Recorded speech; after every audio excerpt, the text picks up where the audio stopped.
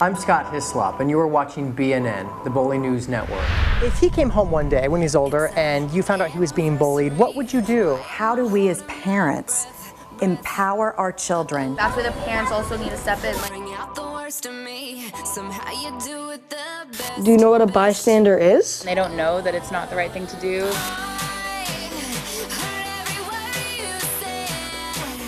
What would you recommend to stop bullies? I would try to tell the schools to pay more attention. When someone messes with my best friend.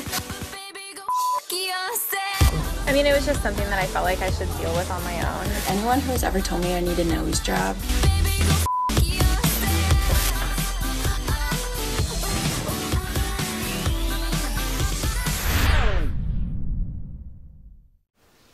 Hi, I'm Scott Hislop, and you are watching BNN, the Bully News Network. Okay, time for some girl talk. I love girl talk. Actually, because I love girls. That might have come out wrong. I just married the man of my dreams, but beyond him, my life in Rolodex is pretty much filled with women. I have always been a girl's guy, a feminist, and a staunch supporter of all things female. Can you guess who I'm supporting for president?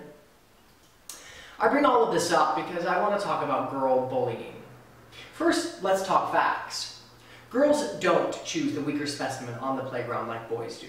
They actually taunt another in their same peer group, other alphas. The ringleader chooses someone that might threaten her position on the pecking order and therefore systematically nudges her out with the help of her minions. Unlike males who physically bully, i.e. push, trip, punch, etc., girls participate in relational bullying or psychological bullying, such as phasing out, spreading rumors, embarrassing someone in public or on a public forum. Both sexes, however, are prone to verbal bullying or name-calling. I think there's a piece to this that we don't talk about often enough. It's easy to diagnose physical bullying, and even easier to call out the perpetrator as a jerk, a hothead, or a no-good louse. Wait, does anyone say that? Oh, I just did. Whereas I feel social or psychological bullying can and does go under the radar with little or no response coming from higher powers. And yet, studies show that the effects it has on victims can last far into adulthood. Mean girls are allowed to do what they do with far less consequences, all under the guise that no physical harm was committed, and that is a huge problem. That saying, sticks and stones can break my bones, but words can never hurt me, is completely outdated. Words do hurt. In fact, think about the times you've been scarred by another, truly, and it most likely wasn't from a punch in the gut. Words have the power to cut a person down to bits, and nasty girls know this. They spit venomous lies, or sometimes truths, to commit the most harm they possibly can to another. We as a society have got to treat this lack of kindness towards others as a real threat. We have to deal with it staunchly and abruptly. It's no secret that the scrutiny that women face on a daily basis is far harsher than most men. The hoops females have to jump through just to be considered for the same position as her male counterpart are enormous. They are judged first by their looks, then by their ideas. This is the world we live in. And true, it is a far cry from the mid-century place my mother experienced, but women, and some enlightened men, know that there still is a ways off of true equality. So this nonsense of girls attacking other girls in the hallways at school has got to stop. There already is an uphill battle for females when graduation caps are thrown, so halt this erroneous behavior at once. And listen to this. Popular girls who use your status or clout or pretty faces to belittle the integrity of others. It's ugly, ugly behavior. In fact, that glow you so desperately want that you purchase from Lancome at the beauty counter at Nordstrom's, you've been swindled. It doesn't come from a bottle. It comes from humility and kindness and generosity. I have seen firsthand the incredible nature of females. As a boy, when I was used as a punching bag by other boys, girls came to the defense and mend. They were naturally sympathetic to my plight. They taught me how to be a friend. They taught me sensitivity and empathy towards my fellow human beings. If I hadn't had that daily experience, I might have taken that rage and created more rage. That's why it makes me so sad to see when mean girls really do get their way. to see women take part in the tearing apart of other women, to see that little girls buy into the idea that their worth is wrapped up in what they look like, or what they wear, or what bejeweled phone case they press against their ear. Build each other up so your daughters can hear. Take pride in how you present yourself with a healthy attitude so your daughters can see. Compliment your lady neighbor so your daughters understand the value of a supportive community. And most importantly, to the men out there, raise the women in your lives up. Recognize within them the beautiful powers of healing and creation that each of them hold in the smallest part of their fingertips. Make them feel beautiful from the inside out. I am the man I am today because of the strong influence I had from amazing women, from my mother on down, and I am ever so grateful for that. Coming up, next segment, a real treat. Aussie import and actress Nicky Whelan is here. You've seen her in Scrubs and the film Hall Pass. She was the lead in Matador, and some upcoming projects she has, soon to be released, include Left Behind and Wedding Ringer. She has a message she wants to share to all girl bullies. So stay tuned.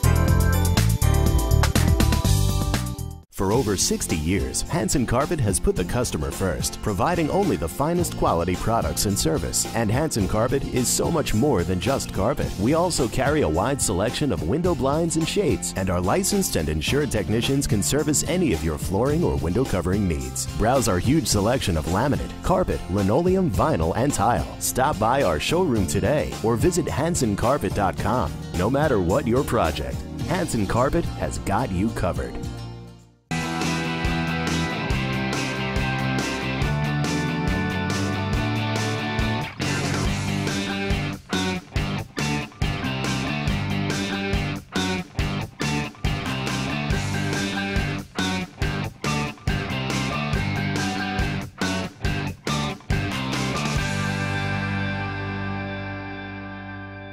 The world of advertising has changed. Radio, TV, and newspaper revenues have declined drastically. Why? Because businesses have realized that advertising return on investment isn't what it used to be. So what can we do about it? Well, that's easy. Advertise online. Own a local restaurant, real estate agency, or even a national retail chain? Whatever your business, InRavio can get your message out there, and we can do it at a fraction of the cost. Call today and see the difference for yourself. This isn't TV. This isn't radio. This is InRavio.com.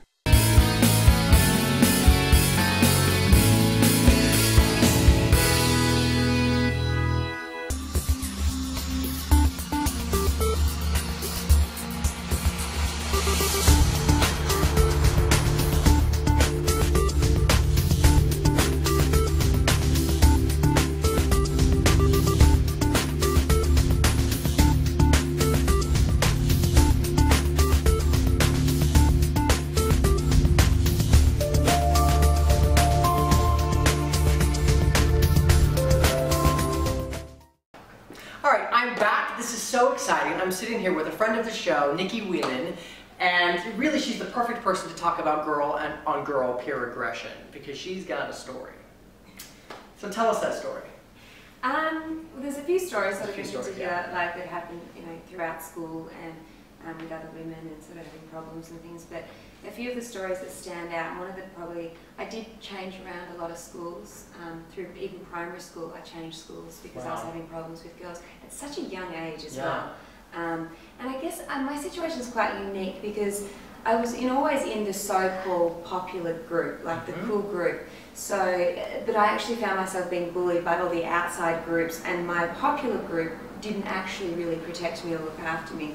So my situation is kind of weird. So I sort of found myself protecting a lot of the other kids as well that were also bullied because I had a better position in the school. The way it's sort of all formatted is so bizarre that I look back at it now and I thank a lot of them because it's sort of helped me be who I am today in a lot of ways. But I think it's left a lot of sort of issues later on in your life that have been unresolved, and something that stands out most to me was a story that happened in Year 9, on the last day of Year 9.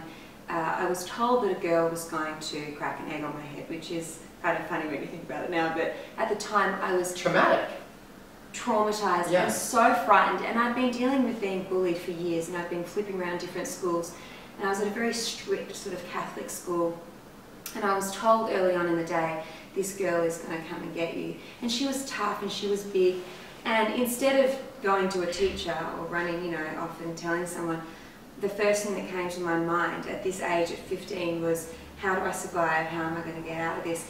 Now I've got to say, I'm a relatively tough, strong person. I think I get that from my dad, and I have this sort of fight in me. So my initial survival reaction was, how am I going to fight this girl? Which is an awful way to be thinking when you're at school. Right.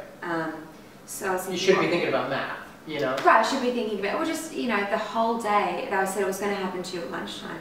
So the whole day I'm thinking, how am I going to fight this girl? She's huge. And I found, it's kind of hysterical, I found this thick bamboo stick in one of the gardens. You know those sticks that hold up plants? So I found one of them and I sort of carried that with me, and no one sort of took note in the fact that I was carrying around a bamboo stick. The normal everyday thing.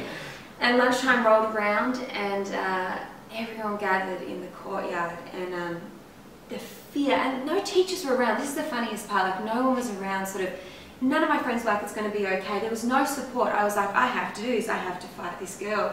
And I think she didn't think that I was going to do anything. And sure enough, she came over to me and she had, I think her friends, one of them was like a basketball player, they were massive. And she got me in a headlock and she cracked an egg on my head.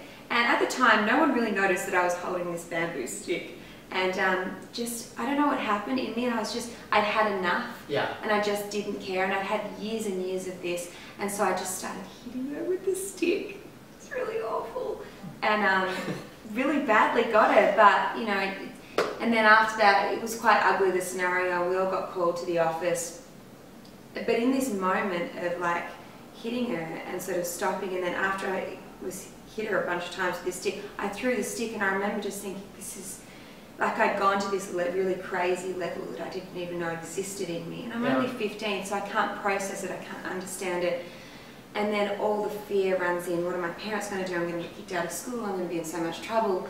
And we were called to the office, and of course, she was babied and looked after, and everyone was like on her side, going, the poor thing.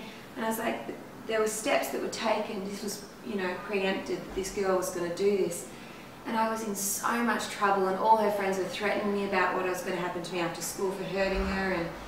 And a really big breakthrough moment for me was when I got home. I was so frightened of what my parents were going to say. And so I got home that night and I ran upstairs. I remember hiding in my bedroom, and I knew the school was going to call my parents to tell them what had happened. And I heard the phone ring, heard my dad talking on the phone, and the next thing I hear is, Nicky, get downstairs. And I remember the fear of like what my dad was going to say to me, and like, no one had heard me at this stage that I was purely defending myself. All as they heard was, Nicky's beaten up some girl at school. And I came downstairs and he sat me down and he said, I know what's happened and I just want you to know. And it was quite a beautiful moment, to be honest with you. He said, I know what's happened, and I just want you to know that if anyone touches you physically, I give you permission to defend yourself, and you're not in trouble by me. We support you. And I think a lot of children don't have that support. I think I was really lucky, and I had this sort of sense of fearlessness about my actions later on, so I knew I had the support of my family. But I think that's the problem, is we are so scared to talk about it. I mean, I was bullied all the way through school, getting called into offices, and girls were so cruel to each other at school. And it's had a profound effect on who I am later on in life now. What about, how has it affected your relationships with women?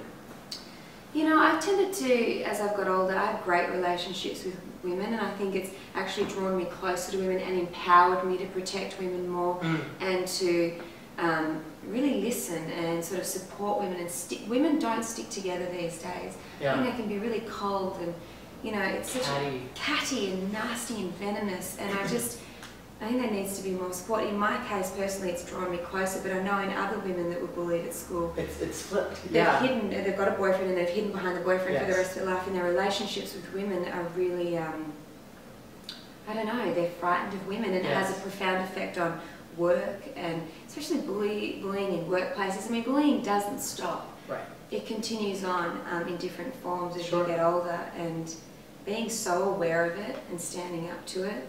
Like, I'd love to go into every school and be like, and have chats with all the girls and go, the minute you stand up to someone, there's something about that energy that, I don't know.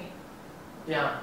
What strikes me with your from your story is, you know, like I said in my opening segment, girls pick on girls that are in their same peer group, and it must be so confusing. I would think as a young girl to, you know, you thought, I have all these friends, and all of a sudden I've been shunned, and now I'm getting eggs on my head, and, you know, whereas as a little boy, I mean, I always knew my place, because boys, the alphas always picked on the weaker specimen, which I was. But I mean, now all these years later, have you been able to sort of wrap your head around that, about why you were chosen, why you were picked out? Well, you know, I did a little bit of modelling through school, and I was sort of I was allowed to do cool, fun stuff, which a lot of girls are very jealous about. You know, I wasn't an overweight child, so I wasn't picked on for that, but I saw other kids being bullied for being overweight or having braces. You do see it go on in school, and I always had such an anger about it, and I did to this day. I still have people contact me saying thank you for looking after me at school, because there was, mine was in particular because I was doing, I think it was because I was doing modelling and I was the blonde sort of cheerleader at school and stuff. So that was but later on in life I still see the patterns occurring, moving to Hollywood, being around actresses, and you see the system that works here. It still goes on, just in a nastier, more hardcore form. But I think there's something about standing up to yourself and being really honest, and I just, you know, trying to promote to kids now, you've got to talk about what's going on, and don't be in shame, or don't be embarrassed about telling or speaking up about what's happening to you at school. You've got to address it. You have to. It's that shame, that embarrassment, that's what sort of keeps I wish younger I could, kids I wish I could silent. say it's cool to talk about it. Right. It's so cool to you talk can about say that. It's so cool to talk about being bullied. There's nothing, it's no, that's why I talk about it so much now, and I'm happy to talk about it. I wish kids would speak up. They're in so much fear, and little kids should be in such a safe space. They take it on as their shame, and really it has nothing to do with them. It has nothing to do with you. This is those other kids. This is their fault. This is their stuff. It's a sad mentality, and I think I just like now that so many people are bringing this to life and making it something and talking about it more, and I just say make it cool to talk about being bullied and speak up about it and do something about it. It's not uncool to tell your family or your teachers that there are problems. Do you know what I mean? Absolutely. Well, I thank you so much, and the Gollins, thank you so much for coming on and sharing your story, because I know it is helping thousands of young girls out there. And, you know, earlier I talked about women being beautiful. You really, really do personify that. You're beautiful from the inside out, and it radiates through you. So, thank you very, very much. Thanks.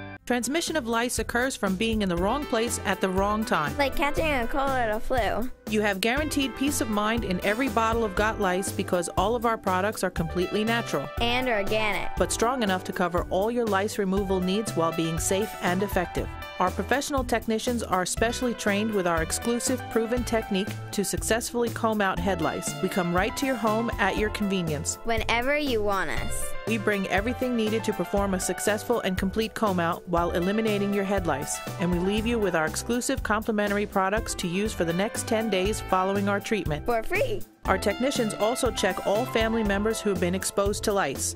Please visit us on our website today at gotlice.co or feel free to call 24 hours a day, 7 days a week at 646-257-0121. InRavio.com wants you. InRavio provides the best in TV, film, post-production, and so much more. And we're growing. Right now, we're looking for a team of pros that can join us. So what are you waiting for? We need show hosts, production crew, marketing gurus, sales experts, audio engineers, lighting, visual effects, and camera crews. We want you. Go to InRavio.com/join the team.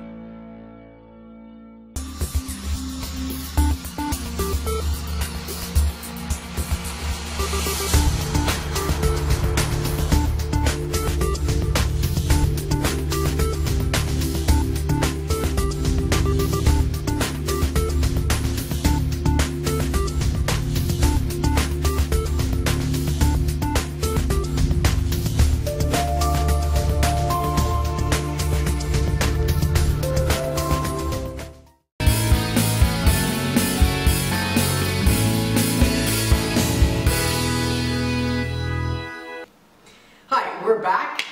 We being myself, Scott Nissom, and Dr. Michelle Golland. Hello. I think it's about time you share with us your bullying story. So my bullying story really began when I was a freshman in high school.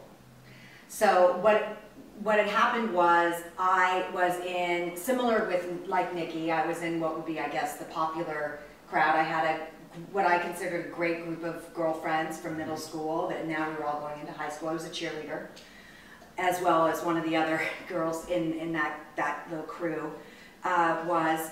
And I had come back from a big trip to New York, and I was coming to school on a Monday, and I had bags of stuff to give to my girlfriends, like t-shirts, I Heart New York. I was all excited. I was always one of those kids that wanted to like give gifts to all their friends, and encouraged by my mom to do that. So I walk up to my locker. We had all had lockers in a row, and the entire girl group turned their back on me. And I go to my locker, and my locker is covered with writing, with you know, bitch, rich bitch, you know, just awful names, slut, whore. I hadn't had sex. I had barely kissed a boy in 8th grade. Okay, maybe second base, but nothing more than that.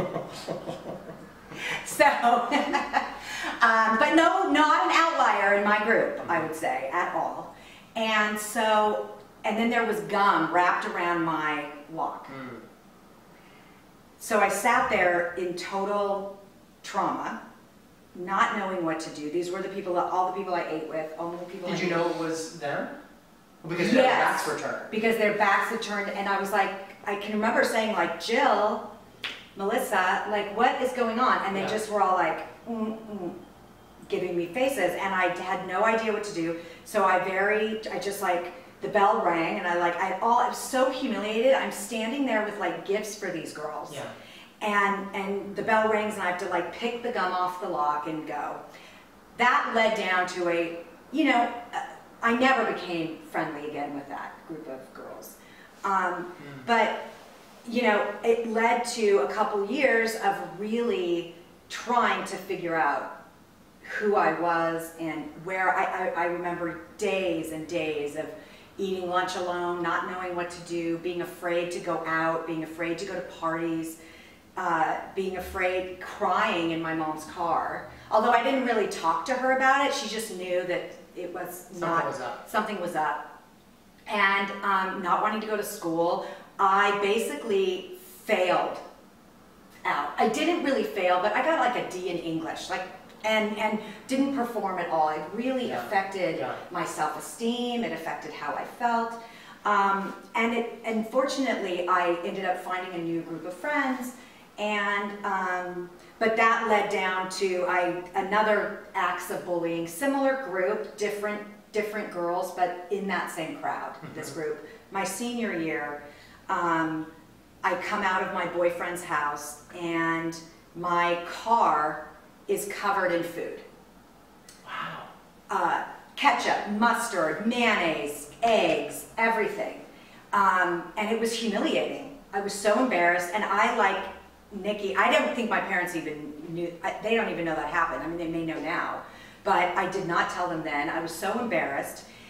And so there's this shame and humiliation that goes on, and that's where this girl-on-girl aggression, it's so important for parents to understand and to talk to their kids. If you recognize something is up, what do you do? I think parent? If you recognize something's going on, you talk to them. You let them know that it's not their fault, and you find out what is happening. You check their Instagram and Facebook and any of that cyberbullying, because girls will also cyberbully. Yeah.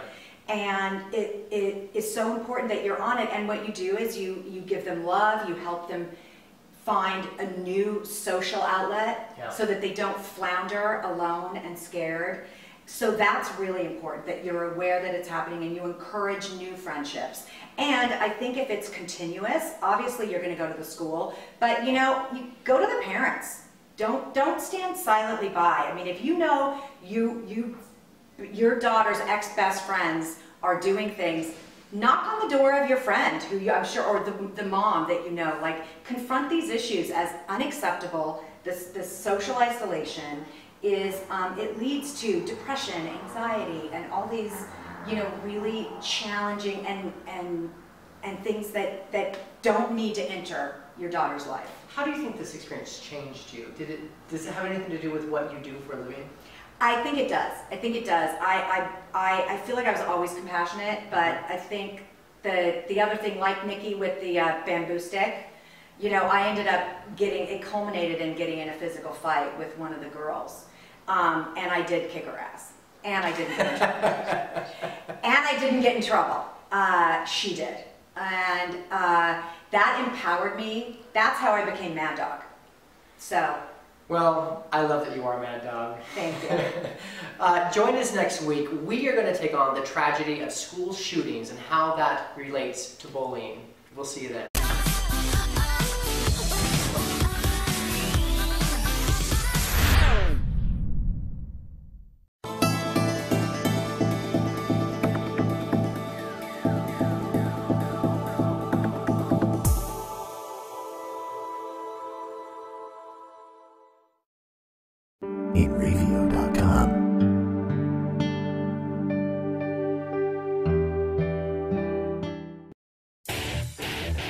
InRevio.com.